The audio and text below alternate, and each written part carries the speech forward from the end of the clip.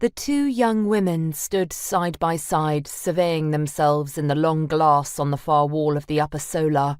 Fires burnt brightly in the sconces, as well as in the large stone hearth behind them.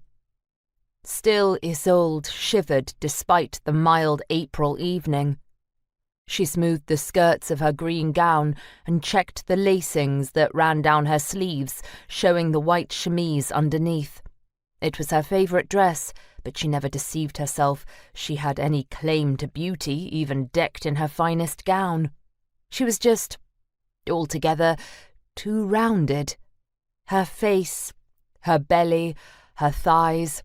It had ever been the same since she was a small, chubby child. She sighed and turned to face her stunningly slim younger sister Miriam. The contrast between them had always been a cruel one. "You just have to snare his interest, Isolde," her sister told her fiercely.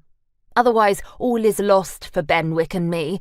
Her voice trembled with emotion, and Isolde guessed she had been crying all afternoon about her fate since her father had told them Lord Mallon-Garth was coming to their manor house on a bride-finding mission. Isolde gazed at Miriam in dismay. "But how am I to do that with you by my side?" she pointed out reasonably. "No man will ever look at me when you're close by." A look of cunning stole over her beautiful sister's face. "Aha!"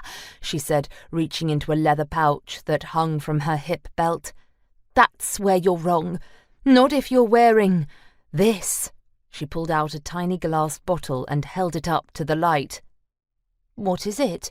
asked Isolde, hesitating as she stared at the tiny glinting vial. "It's a tincture, a potion devised to drive a man mad with lust."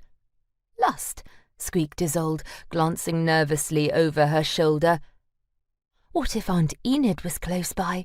She'd surely beat them both." She lowered her voice. "Where did you get it? How do you know it works?"